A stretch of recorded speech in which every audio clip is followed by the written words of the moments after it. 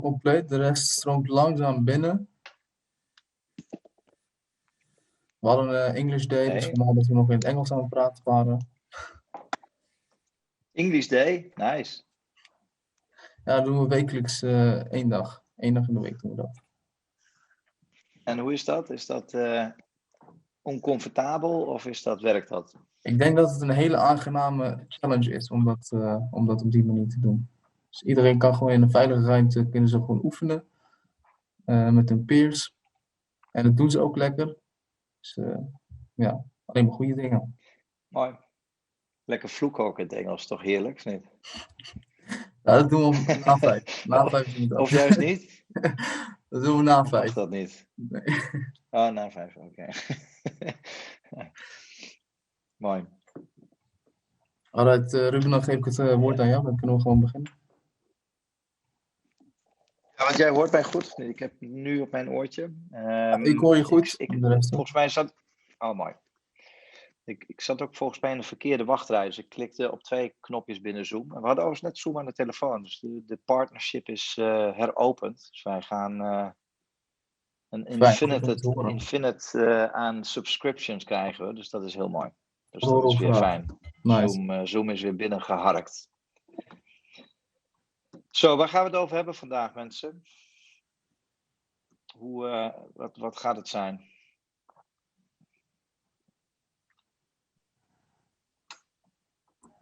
Well, if I may suggest a topic. Oh shit, it's English, eh? So it's really. No, you can speak Dutch. You can speak Dutch if you like, but I'm trying to keep it going till 5. But you said something very interesting last week, and I would like to circle back on that point. You were talking about maybe introducing DeFi. Yes, cool stuff. DeFi. So I can go into DeFi a bit. But what I want to do is not so much go into the topic. We can go into the topic, but just use DeFi as some sort of an umbrella to learn how to come into all kinds of new content and new insights, new perspectives. Because I think that is even more important than the topic itself. I don't know if that makes sense. I was just prior to this meeting, I was in a meeting with one of the banks and one of the directors of one of the largest banks in the Netherlands. And we were discussing this. There was this blog post about crypto, about Bitcoin, and about blockchain.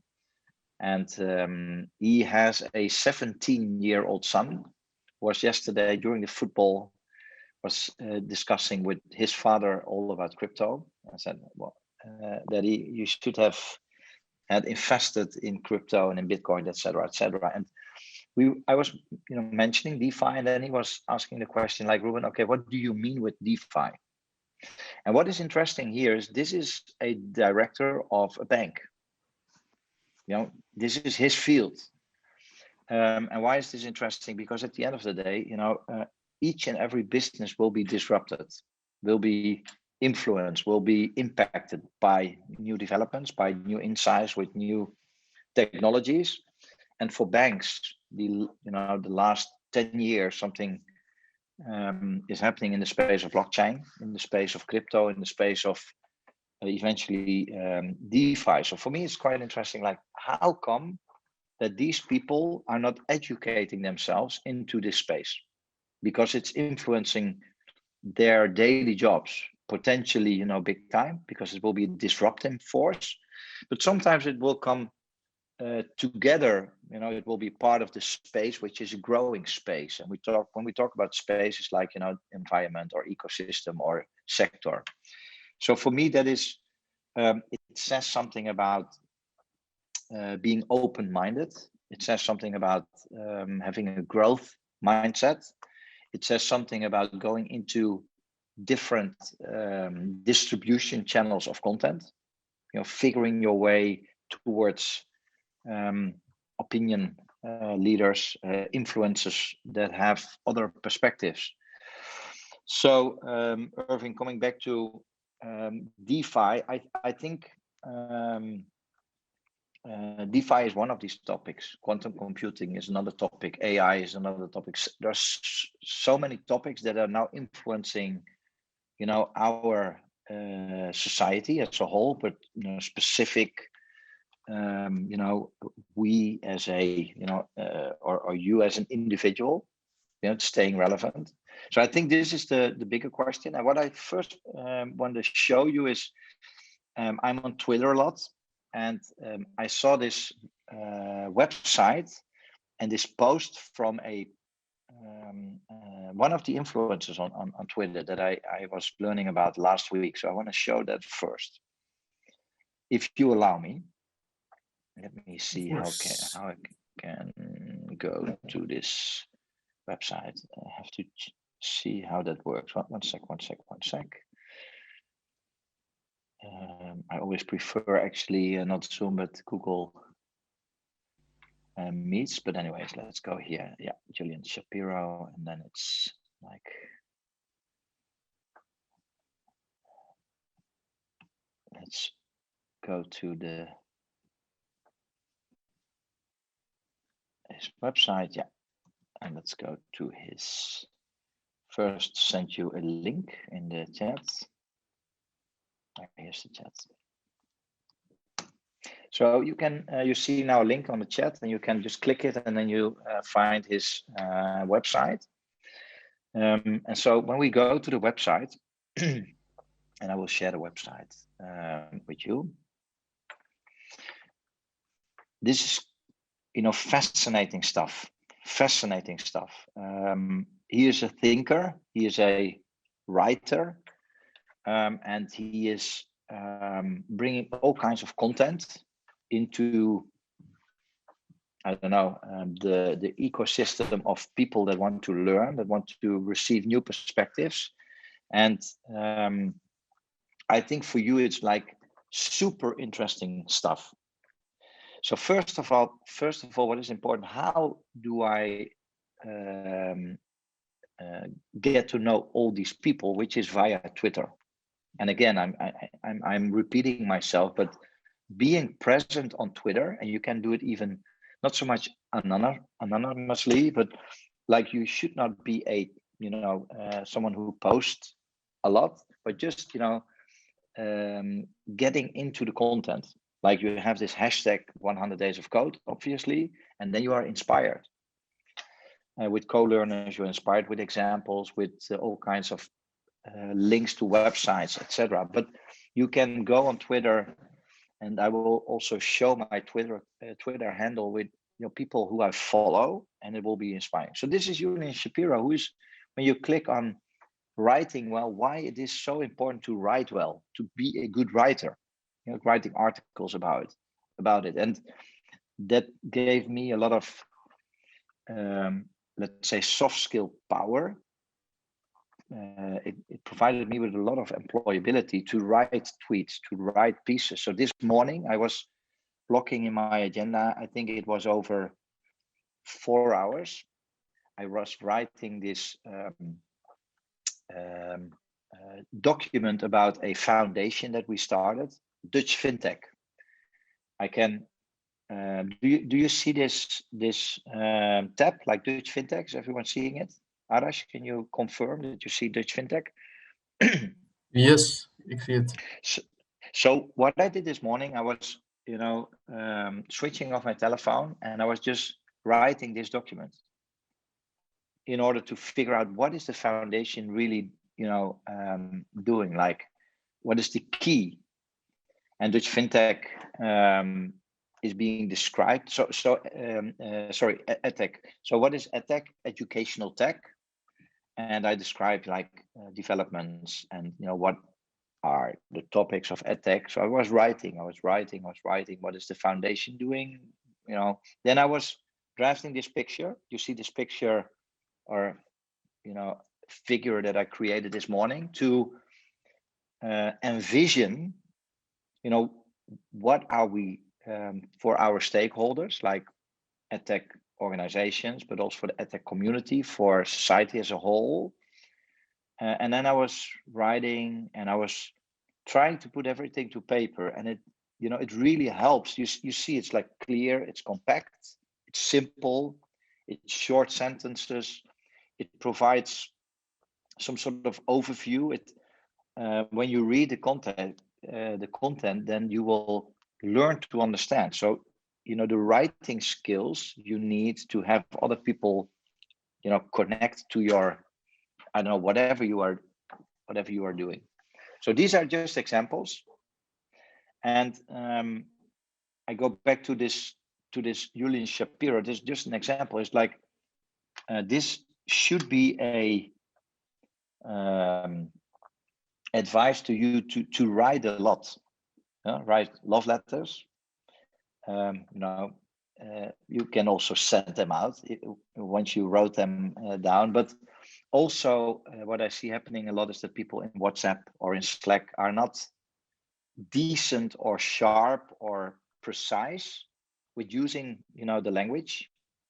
But even there, it's like when you are precise in your writing, you know, you will learn in being a better writer, but also you will communicate better. So even using Twitter, the social platforms is important. So read about this, about, you know, why writing is important, how you can learn to write, etc. This is one of the things that he was, you know, sending a post. Another one is growth marketing, writing this post about what is growth marketing, you know, and with all kinds of links. Fascinating stuff. And he has building muscle, which is also, you know, something cool. Like, you know, what is building muscle? Is it, you know, working out, or is food more important than working out? How to think critically, and so on and so forth. One of the models, I don't see it now, but it's thinking in concepts. Let me see if yeah, mental models, fantastic post as well. You know, with what mental models? So some of you will now, because we are now 20 minutes in this, let's say, meeting, 15 minutes, I'm sending out information.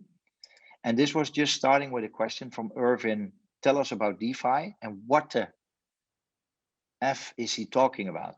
You know, what is the mental model? Is the mental model like, I want to hear precisely everything about DeFi? And then you're listening like, when is he going to talk about DeFi? Or is the mental model, okay, let me you know, go with Ruben on what he actually thinks is even more important than DeFi, because DeFi is just a topic. It goes, you know, you can use that as a topic to have another message. So mental models is when it comes to DeFi, decentralized finance, that's an entire different mental model. So let me explain. DeFi is decentralized finance. So with decentralized finance, you don't have a central trusted partner. There's no bank involved. No bank. It's we are the financial system. Like Ching, like Irvin, like Arash, like myself. And how that works is simple. Actually, I will, and Arash, my question to you, if you can remind me with sending a cartoon in which it is explained. It's a 12-minute cartoon which explains, you know, what it is. But to make it plain simple, is I can buy wherever on the internet. I can buy, for instance, crypto coins like Ethereum, Ether, or Bitcoin. Then what I do, I put them into the system, a decentralized network, and I say, okay, this is to be used to get a loan, or I will allow others to use this to invest, and then I will receive interest. And then, you know, I put this, I don't know, 1 Bitcoin into the system, and then Irvin is thinking, hey, I need a loan. And I need, I don't know, 5K for whatever. He is investing in himself. And then he says, okay, Ruben, can I get a loan? And then I say, okay, yeah, you can get a loan. And then we monetize from out of that Bitcoin. No bank is being involved. So decentralized finance now is happening all over the world. It's a growing setting where people put their savings They buy crypto like Ethereum or Bitcoin. They buy these assets, and then they put it into a DeFi exchange, and they say, okay, people can use it to get a loan, and then I will receive interest. Or hey, I have these cryptos and I need I don't know, 20k, so my Bitcoin is a collateral without the need of a bank. And this is like a fast growing space. The mental model here is that you have to be open for not having a bank involved. That is a mental model. Like, there is no trusted partner. The mental model must be in such a way that you say, okay, I believe in decentralized systems. Like it's we, the ecosystem, and not someone, who is in the lead. These are mental models. So there are a lot of people that are not opening up for these opportunities because they say, well, this is a pyramid scheme. It's a mental model to educate yourself, to understand how it works, and to understand like, okay, but when it works via a blockchain, what is a blockchain? It's a ledger. It's a decentralized ledger. What precisely is a ledger? Why is it decentralized? But then how does consensus work? Who is making money? And so on and so forth. So this blog post from Julian Shapiro is all about mental models being used by all kinds of leaders. And what mental models they use. Super fascinating. So for me, coming back, Irvin, to your question, and then I will allow people to ask questions because I know I'm all over the place. So thank you for allowing me to go all over the place. There is structure, but I think it is also difficult to get, to hold it and to understand it fully. But for me, DeFi is also a new mental model. DeFi, last thing to say is DeFi are software projects. Really simple. We can now Google, and we can Google, let's say, white paper Bitcoin. I don't know if you have read the white paper Bitcoin, but we can go to the white paper. You see now, this is a 9-pager in it, that was published more than 10 years ago. It's only 9 pages with a explanation of, hey, how can we together create a peer-to-peer payment system? And how can we avoid double spend? It's being, precisely explained. And based on this, a group of people started to build this peer-to-peer payment system. And based on that is now a $1 trillion asset class. It's a software project where programmers around the world are just put in the work. They are building this and maintaining this network. So, and in this 9 pages, it's like all kinds of new mental models are needed, like decentralized. Okay, it's a limited amount of coins. Okay, it's via blockchain, and so on and so forth. Super fascinating. So, Irvin, DeFi is much more than just now a solution. It is a philosophy. It's a disruptor. It is people working together. It's a software project. It's does that make sense? It does make sense. And what I would add to that is as well, people trusting each other to do it a certain way, following a certain philosophy. So I think it makes sense. And the philosophy is maybe what you can translate to mental models, but it's a way of doing things. And that is kind of the way I see open source as well. It's a way to have certain quality of software based on other people's review of it and other people's tweaking of it and checking. So it is similar to, I would say, the blockchain idea. in that sense. Fascinating open source is, Elon Musk put open source all the battery technology, and he said, okay, this all my competitors can use because I'm here to speed up, the energy transition. So that is a mental model. It could have been his unfair advantage. Another example of open source is so cool is that IBM was seeing what was happening, back in the days, and they wanted to be a part of this open source community. But you can imagine, this the big blue, you don't want to have them in an open source setting. So then they created themselves some sort of a trust, even from the open source community, by doing all the dirty work. Also in an open source community, you have the dirty work. So IBM was saying, okay, let's be a part of this open source community by first doing the open source and, to learn, how it works, how we work, related to others, what kind of role we can play as a commercial organization. Obviously we are an enterprise, we are a multinational, but also we have people working in our enterprise. So it's, the organization and the people. So it's quite fascinating. So who is listening to this and super critical and come on, this is beyond my, I don't know, not so much imagination, but I want to put some critical notes here. More than happy, more than welcome to have also some critical notes or comments on what we have. Hi, Ruben, Erik here. Erik, hi. The DeFi, don't you have an idea that it will be be abused by criminals and people washing money, hiding money from the authorities who don't have paid taxes, like it's going on in Bitcoins and other cryptocurrencies at the moment?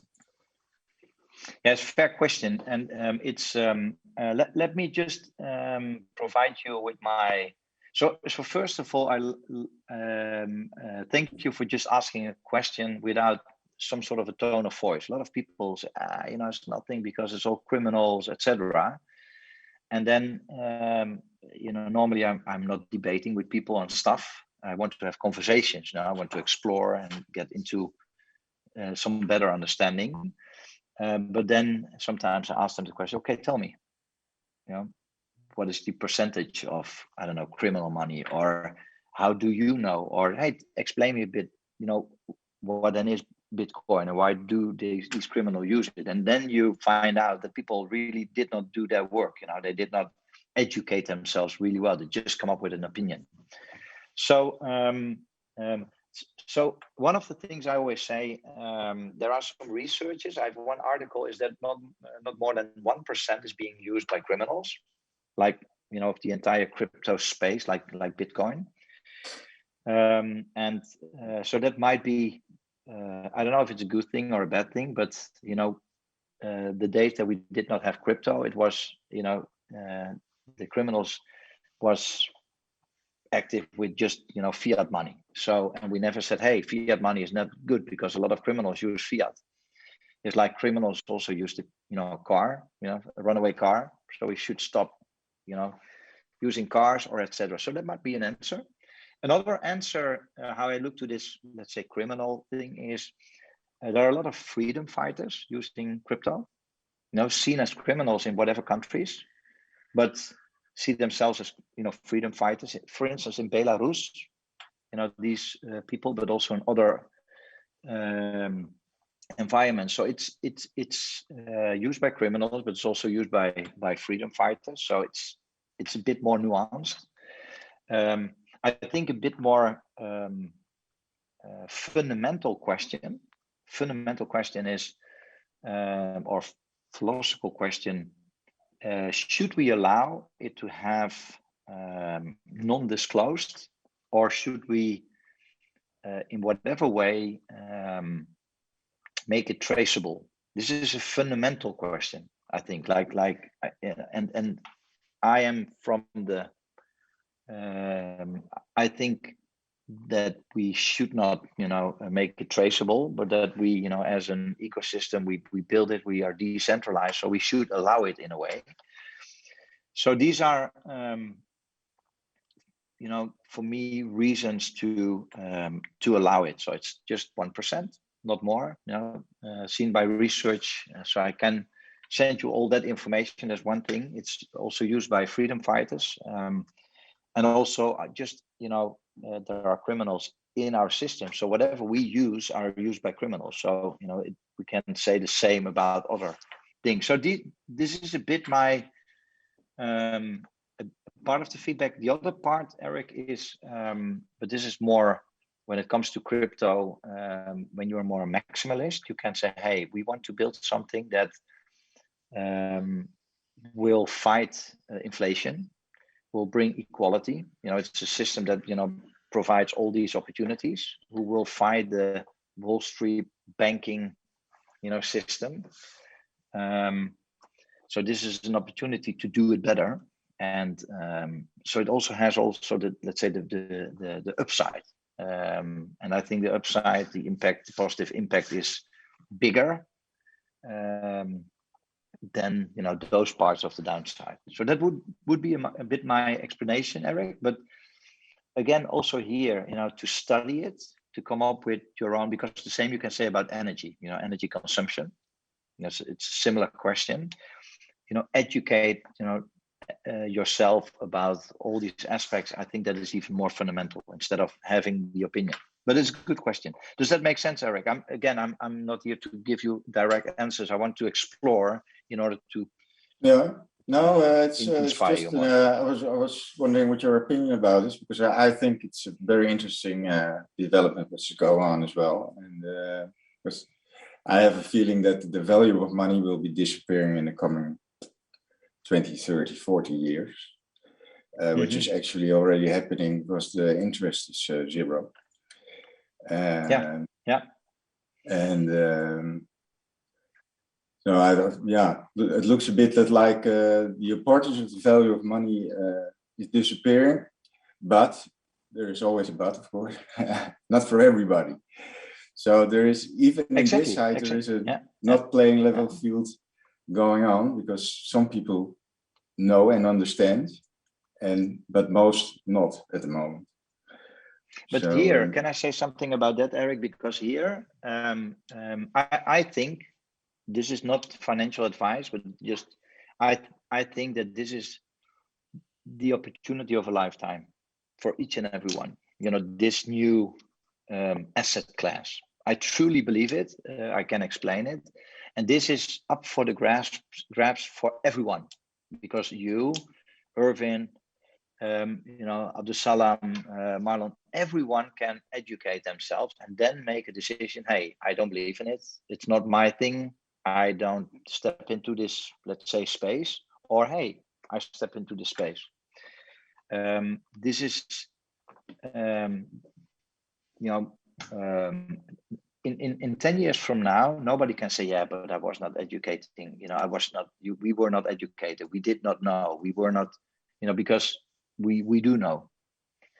So then the question is, do we educate ourselves? And then are we, deciding to join or not? Which, whether you decide to join or not, that is, I don't know.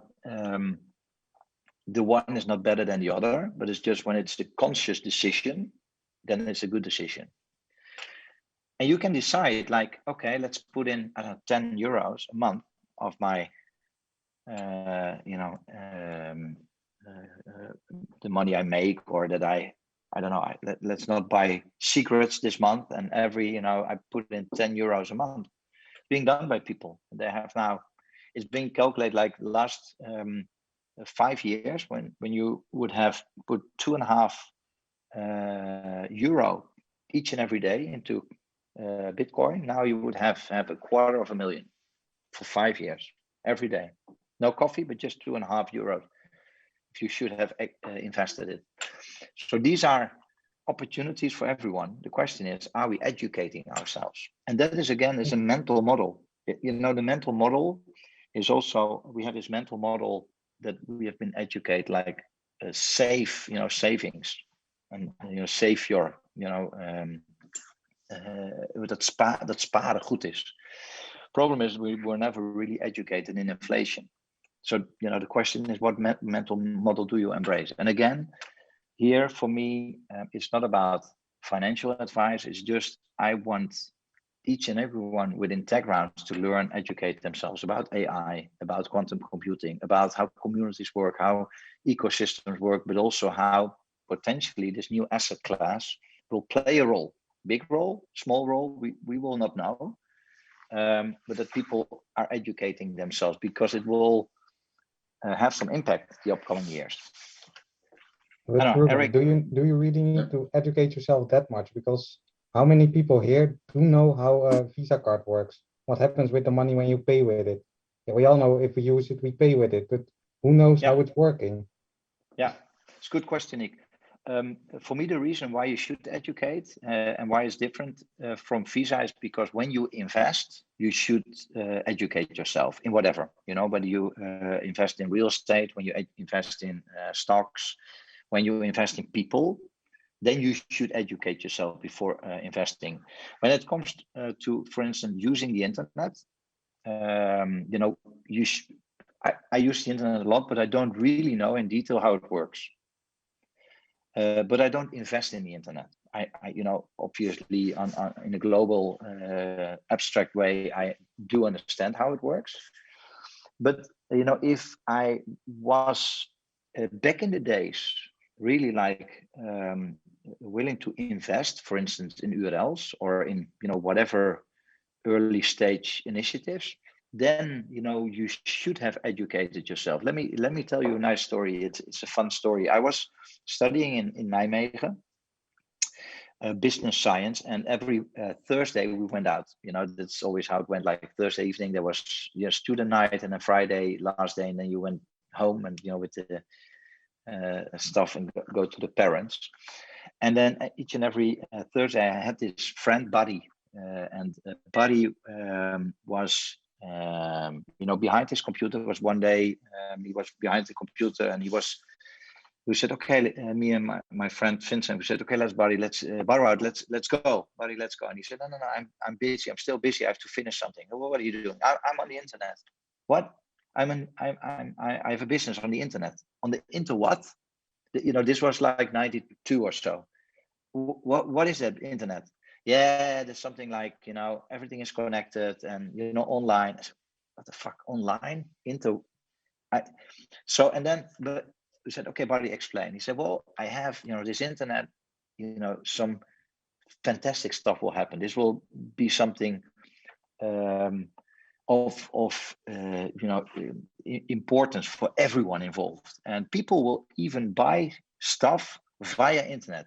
So, and I could not imagine, I could not envision. And I said, okay, if that happens, but then what is your company? And he said, well, I have this company with the name A side, from A side. I said, A side, why A side? I will tell you. A is the first letter of the alphabet. So each and every person that's going to buy on internet should go via my site first, because it starts with the A. Obviously, Barwoud never, built a unicorn with his idea, but he was like so early, and he did some other great stuff. And his thinking was not even that bad, because Amazon and Apple, they, in a way, they used Apple, the A for a reason of the alphabet. But he had, to educate himself to understand, because he was investing time. So for me, Nick, when you use just crypto for payments, then you don't need to educate yourself. Then you just, start, with the wallet, and you do it via PayPal, and that also works here. But when you're going to invest, you should understand, what is this asset class? Why is it working? What is the value? Why it will grow? What is the network effect? What are the challenges? What is potentially the impact of regulations? How can what are the risks in a network, and so on and so forth. So this would be then my answer, Nick, to your question. Does that make sense? Yeah, but then I have a follow-up question, because you are into DeFi then, but you don't know much about the internet. But do you invest in Web 3.0 then? Not anymore. Okay. So the thing is that you had in those days, you had really like we did not understand and see the internet, so it was different. Now you know internet, and then it's more like you invest in organizations that you understand, like what the problem they solve, what product market fit and the team, and so on and so forth. So for me, if I don't understand the technology, I will never invest. And when I invest, it will always be my understanding of the problem, my understanding of the market, and my let's say connection with the founders. When I see that the founding team is coachable, when they are really a team, when they can learn, when